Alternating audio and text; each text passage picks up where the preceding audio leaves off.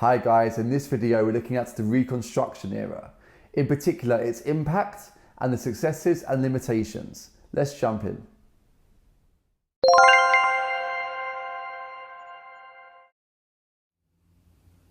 The Reconstruction Era began in 1865 and went on until 1877. It's called the Reconstruction Era because it refers to the rebuilding of the USA after the end of the Civil War. This period also sees the assassination of Abraham Lincoln and Andrew Johnson replacing him as president. We also see the abolition of slavery in the 13th Amendment and the Civil Rights Act of 1866. There was a great deal of focus on Reconstruction in the South, as there was a question mark over how African Americans are going to live in the South with former slave owners and former Confederate soldiers. How are these groups going to live together without tensions arising? Let's begin by looking at the 13th Amendment that abolished slavery in the US. It's important to understand that 4 million slaves had already been freed under the Emancipation Proclamation and the end of the Civil War. However, Lincoln needed the 13th Amendment to guarantee that slavery would be abolished in the USA. This was a great step forward. However, even after the 13th Amendment was passed, there's still no equal rights for African Americans. There were some early initiatives that were designed to help African Americans to integrate into society. This included the Freedmen's Bureau, set up in March 1865. This aims to provide food, shelter, medicine and education for those freed slaves. The Bureau built 40 hospitals, handed out 21 million rations, and established 4,000 schools. Despite this, the Freedmen's Bureau is not seen as a great success. It was highly understaffed, with only 900 employees at its peak. It was also greatly opposed by the racist white Southerners at the time, and groups like the KKK would intimidate employees. The Bureau closed in 1872. Now let's look at the role of Andrew Johnson in the Reconstruction Era. When Lincoln was assassinated in April 1865, Andrew Johnson became president of the USA. Johnson had very contrasting views to Lincoln. Johnson was pro-slavery, against the Freedmen's Bureau, and did not believe in equal rights. One thing Lincoln and Johnson could agree on was that both disagreed with secession. Johnson gave pardons to all white Southerners involved in the Civil War, except the leaders of the Confederacy, and he failed to stop the elites in the South from regaining power. This allowed them to introduce restrictions against the rights of African Americans, for example, the Black Codes. The Black Codes limited the rights of African Americans in southern states. Depending on which states you lived in, the rules would vary slightly. Between 1865 and 66, the Black Codes began to be established across various southern states. Under these Black Codes, African Americans would be barred from many businesses in the South. They would face public segregation. There were restrictions around interracial marriage. They could not carry firearms, travel freely, or testify against whites in court. Many Northerners and pro-abolitionists were furious at the Black Codes restricting the rights of African Americans in the South. Arguably the most important milestone in the Reconstruction Era was the Civil Rights Act of 1866. This gave citizenship and equal rights to everyone born in the US, including former slaves. The one exception to this rule was Native Americans. Andrew Johnson actually tried to veto this act. However, Congress at the time was dominated by Republicans, and they overrode this veto. The plan was to enforce this act using fines. If you failed to respect the act, you may face a fine of up to $1,000. The Civil Rights Act of 1866 sets the foundations for the 14th Amendment of 1868. The Civil Rights Act was legislated to try and counteract the Black Codes, while the 14th Amendment took this one step further by providing a constitutional guarantee that African Americans would have equality and legal rights, just like whites in the US. So while the 14th Amendment was similar to the Civil Rights Act, because both focused on citizenship for African Americans, the 14th Amendment was a more permanent and foundational solution that was harder to overturn. There was also an Equal Protection Clause, which, as the name suggests, gave equal protection to all citizens of the US. However, the Civil Rights Act did increase resentment and anger towards African Americans from racist white Southerners, and this fueled groups like the KKK. Also, after the Civil Rights Act, African Americans still could not vote. They could not hold public office, and they lacked equal rights in schools and accommodation. Let's zoom in on Reconstruction in the South. It was decided that the Reconstruction of the South would be enforced by military troops in the First and Second Reconstruction Acts of 1867. The 15th Amendment was passed in 1870. This prohibited states from denying the right to vote to people based on race, colour, or previous condition of servitude. This means former slaves. However, southern states got around this by introducing voter qualifications like literacy tests. Many African Americans at this time were illiterate and so would not pass a literacy test to vote. It was not until a century later, in 1965, when the Voting Rights Act was passed, that universal African American suffrage was truly achieved. By 1870, all the states that had previously seceded were now readmitted and ran by Republican governments. Northern government officials would be sent to the South to enforce the policies of the Reconstruction era. These officials were called carpetbaggers by those living in the South. They were often accused of being corrupt and exploitative. Because African Americans were being restricted in their right to vote in the South, the Enforcement Acts of 1870 to 71 were introduced. These outlawed the use of terror, force, or bribery to prevent the African American vote.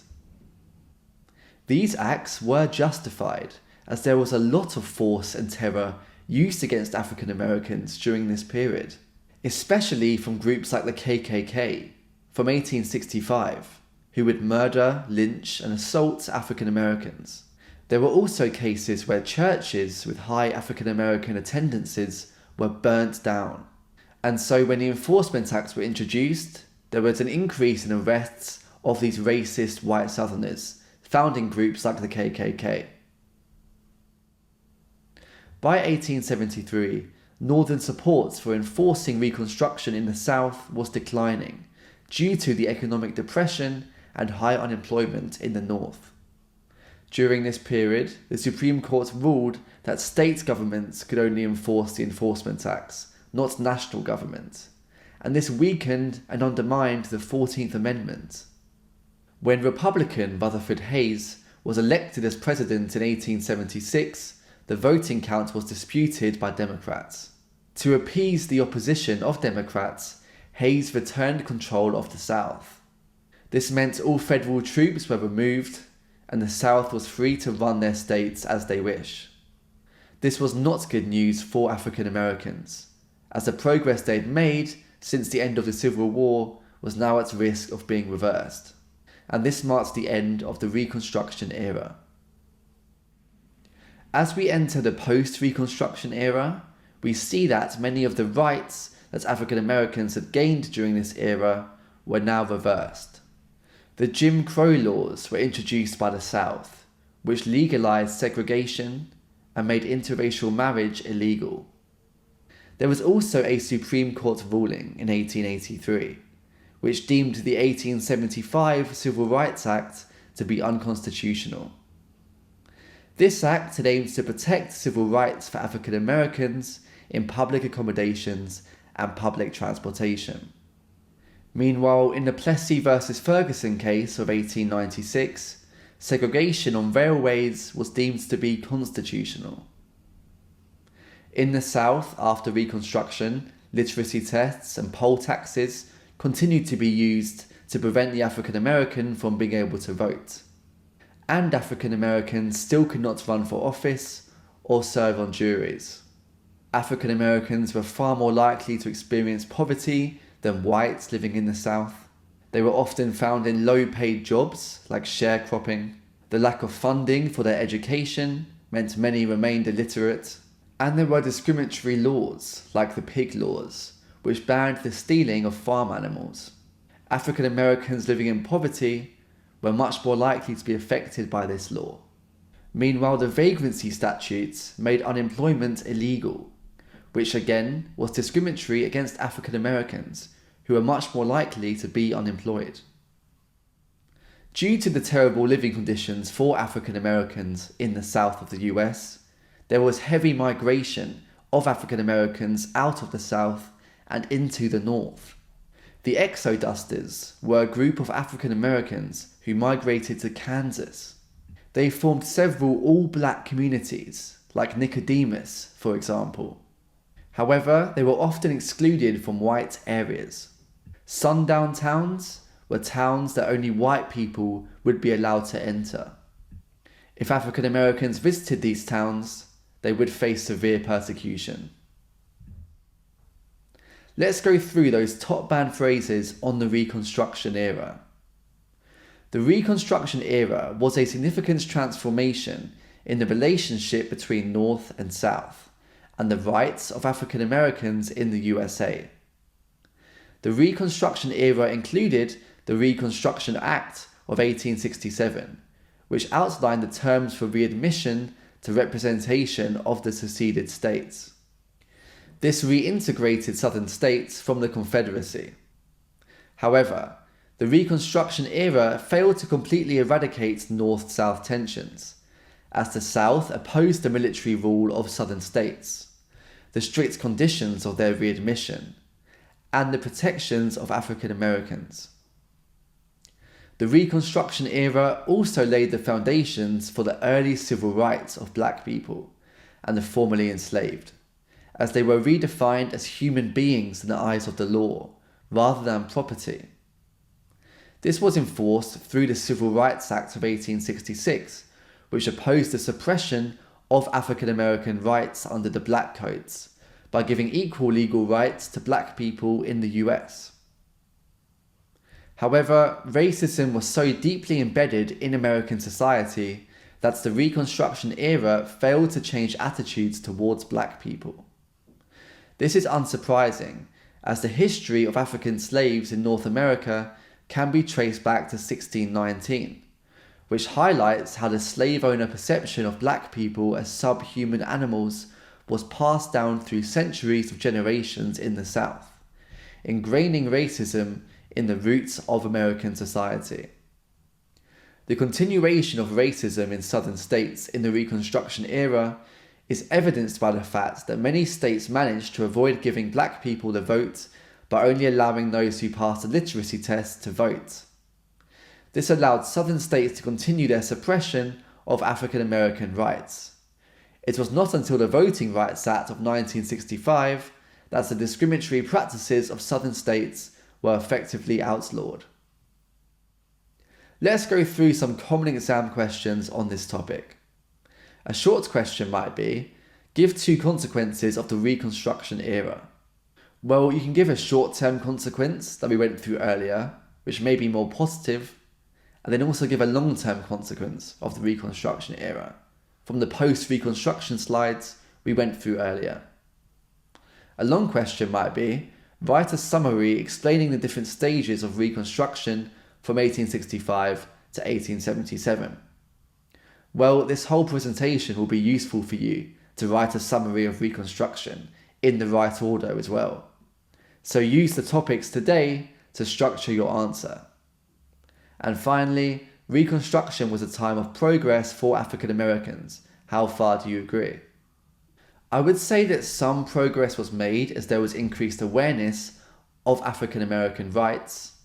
However, the enforcement of these rights failed. And this meant the long-term impact of the progress made in the Reconstruction era was very limited. However, perhaps you can argue the Reconstruction era set the foundations for later developments in the political, economic and social rights of African Americans. This brings us to the end of the Reconstruction era. Thanks for tuning in, guys, and I'll see you all in the next video.